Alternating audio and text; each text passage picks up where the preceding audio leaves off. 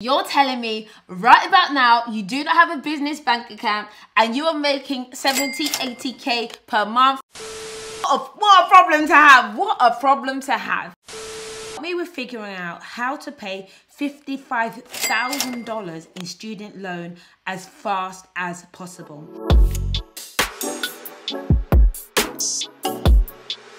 Hello there guys, welcome to my channel. My name is Patricia Bright and you are over here on The Break, where we like to give you the tools and resources to learn, grow, navigate life like a boss and hopefully make some money moves in the process. I hope you are doing well. And I would like to say that this video is sponsored by Squarespace. They've got all things websites, online stores, marketing and analytics, everything you need to build a platform and an online presence. Today, I thought I would do something a little bit different, and I'm hoping that this can be a thing because, you know, I love helping people and I love the idea of building a community of people who are on point in every aspect of their life. So we are gonna start a new series and it's called Your Dilemmas. Now, I can be a little bit abrupt, I cannot lie, so bear with me. But I think that sometimes in life you have to address things head on. So I asked people on my Instagram, like, what are some of their dilemmas when it comes to finance and potentially when it comes to life, and boy did you have them here. Listen,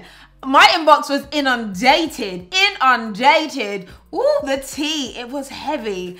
So I'm gonna try and address 3 in particular, but there were so many and I realized that this can definitely be a series, and you guys, if you want to call in eventually, we can make this a thing, okay? This is going to be a thing. You can leave your dilemmas in the comments below, but we're going to go ahead and answer the ones that we have here today. Before I get into it, I want to say something. We all have problems. We all have problems. Some people, you know, have our problems out in the air for everybody to see, and then other people are all fur coat with no knickers.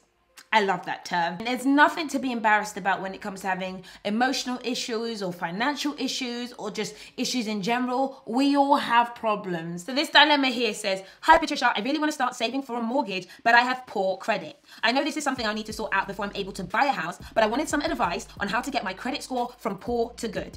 P.S. You're such an inspiration. I'm currently reading a book and I finally plucked up the courage to start my YouTube channel. Thank you. Okay, this is amazing. Well, girl, at least you know what you want. So congratulations to you. And you are not alone in being someone who's dealing with poor credit. I will put my hands up in the air and tell you that I have had poor credit. And yeah, woo, I've been there, done that, bought the t-shirt, paid the bills, had the fines. Listen, for the first part of what you said, your savings is fine or should be fine. You can get saving right now. You need to get clear about what your goals are. And as you said, you really want to get a mortgage, you want to get on the property ladder. Excellent. Your credit will not stop you from being able to save. Now, of course, if you currently have debt that you need to pay for, then what you need to get is clear on your income versus your outcome, which, you know, guys, I'm obsessed with budgeting. I talk about it all the time.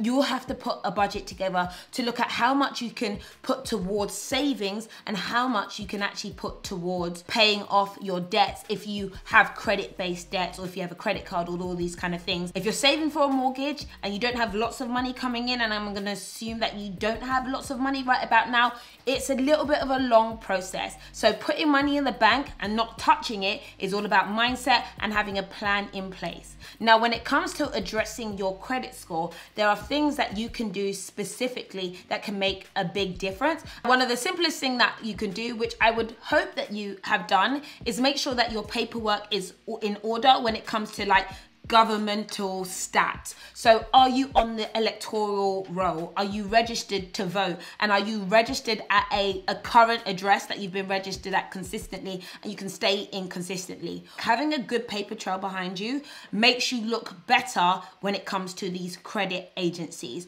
This sounds really obvious. If you do have any outstanding debt, you've got creditors who are out there asking you for money and you're not making any payments, you need to look at negotiating with them if you can pay a lower amount of payments over a longer amount of time. Some people don't have enough money to pay all of the debt off or to pay it off or the amount that they need to pay off as regularly as they need to, but you need to at least set up a minimum payment, a direct debit that, you know, you don't see it. Automate that payment that can pay off that debt slow and steady. That is going to help your credit in the long run because you're paying the debt off. This is one that most people can do, which is actually to check their credit file. I've had this happen to me where I didn't realize that there were discrepancies on my credit file. Certain debts that weren't mine, outstanding payments that weren't mine, things that I had already paid off that didn't need to be on there. And actually, I didn't even have much of a credit history because I hadn't taken out any credit in the past. That didn't help me. But what you want to do is make sure that there aren't any mistakes on your credit file. You can check your credit on websites such as Experian to actually see what's in the system. Check everything. Is it right? Is it valid? If it isn't, call it up, make some changes, get those adjustments made ASAP. Another simple tip is to keep your credit utilization low. So if you currently have a large credit card, if you've got 10,000 that you're able to borrow on a credit card, don't use the whole 10,000. Use 1,000 and pay that 1,000 back. That is called having a low credit utilization, and that actually makes you look good when it comes to your credit score and your credit profile. Now, another thing you can do is build up a good credit history or create a credit history. I didn't have a large credit history because I was like scared of credit cards, and I had an overdraft that wasn't pretty, that student account that was interest free, and then you become an adult and then you realize, oh my gosh, I've spent this student overdraft and I don't have any money to pay it off. I was in that situation, but this is for those of you who are able to be consistent with paying off debt, and you're organized and you're reliable. But you can look at getting out a card to actually build credit. If you don't have any credit right now or any credit history right now, you can create it. That might be taking out a mobile phone contract and just keep and paying it consistently and regularly, or getting a credit card with a decent amount of money on there, keeping the utilization low, paying it off regularly. What happens in the system is that it's seen that you have credit and you're a good user of your credit. That then provides a history and a story around you that will overall improve your credit score if you are good at using that credit. Different companies have different ways of ranking people when it comes to bad credit. You may be able to shop around and get better options, and you might want to know that having bad credit doesn't mean that you might not be able to get any options, but the options that you do get could be more expensive because you're considered higher risk. Okay, this is a quick dilemma to answer and I'm gonna have long dilemmas and maybe quick dilemmas, but this one says, I'm thinking of doing trading. What do you think? Good idea or not? Just from the way you wrote that message, doing trading lets me know that potentially you don't know enough to then commit to basically investing money that you may not necessarily have. I don't want to judge. I would not say rush into trading if you don't understand it. Trading is a way of building quick wealth if you already have wealth to risk. And in fact, if you're thinking about trading right about now, the data shows that more people lose a significant amount of money while trading than make money. You might see the stories of the successful few, but for the majority of people, this is not the case. You have experts who are excellent at this. They eat, breathe, sleep trading. If you are not someone who's about to basically live in front of that screen, it's not a get rich quick option. Okay, so help me with figuring out how to pay $55,000 in student loan as fast as possible. I just graduated from college in the US this May. Do you know what? I actually think that student loan bill isn't as bad as some of the other ones I've heard of, but $55,000 is a lot of dollars. It's a lot of debt. And I'm scared, but I'm unscared. The thing about student loans and I think investing in your education is that, yes, the numbers seem high, but sometimes the long-term benefit, if you make the right choices, is probably more valuable in the long run. If you didn't have that degree, if you didn't do that course, if you didn't take on that debt, would you be able to earn the amount in the long term that you want to earn? Especially if you're going down the career route or if you're going down a specialist route, route, without that education or that initial investment, you might not have been able to make the long-term earnings that you plan to make. So I don't think it's the worst thing in the world to have, personally, think it's the worst thing in the world to have student loan debt, as long as you're able to reap the reward from that investment. If you've got debt to pay, you need to increase your earnings. That might mean taking a job right now that isn't perfect, but is able to pay you a salary that is good. If paying off the debt is what you want, but if you combine getting a job that's going to give you experience and long-term growth potential and is associated with the field of which you studied, I would definitely advise going into that. And then, you know, I always say that, you know, you can't just have one stream of revenue nowadays. Are there any other skills that you have picked up? Are you able to teach something online? Are there any courses you could deliver? Is there any products you can sell? Could you go and deliver pizzas?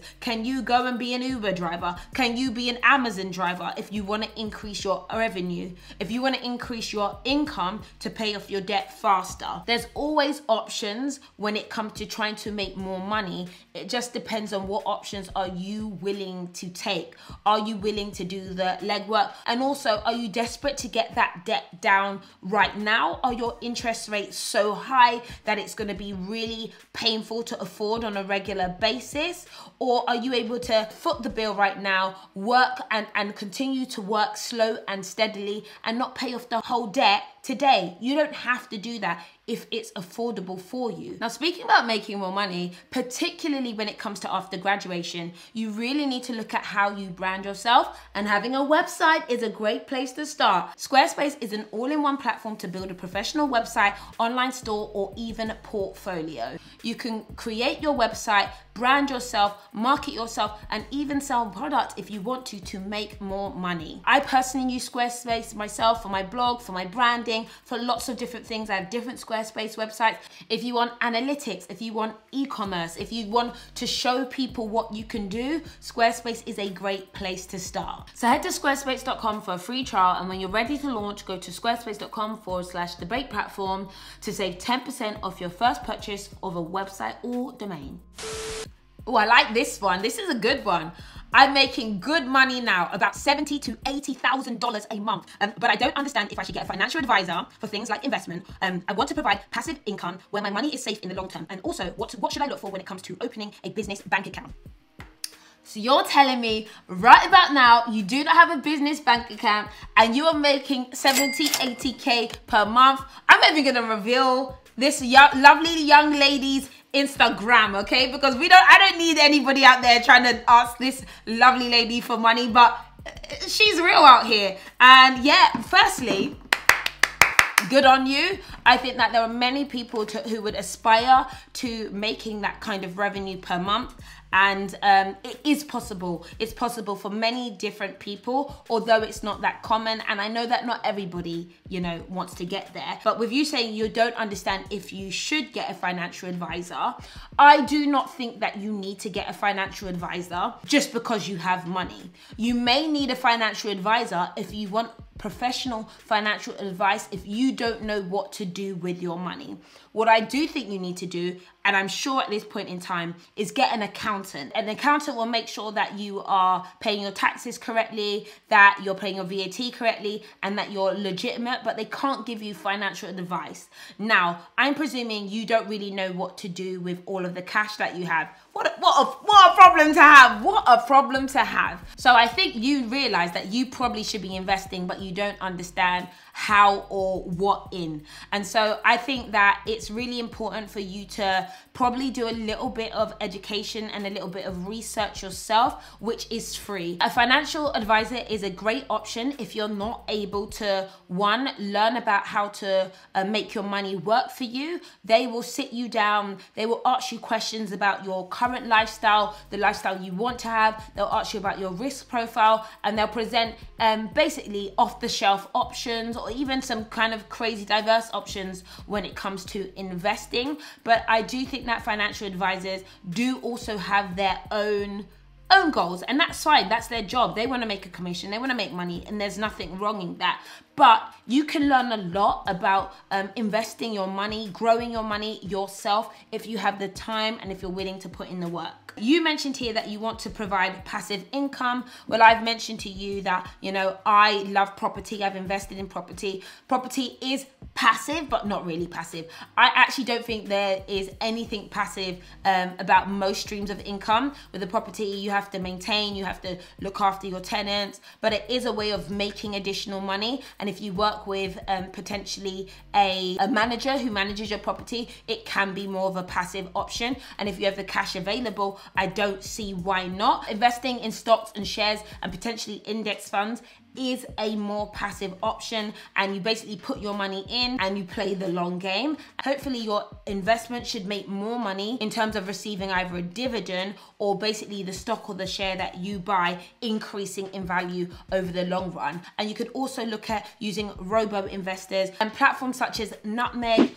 Wealthify and Wealthsimple are a great way at using platforms that use algorithms to dictate based on your level of risk on what you should be investing in, rather than paying the high amount of fees and costs that you end up paying with financial advisors who potentially end up eating into your profit and actually have been proven to not necessarily always be able to outbeat the market in the long run. So guys, that is the end of this video. I hope you enjoyed this, your dilemmas. We're gonna try and make this a thing. If you enjoyed this video, give it a thumbs up, send me your dilemmas. Make sure you check out my link in the description bar below. But in the meantime, I will catch you all later.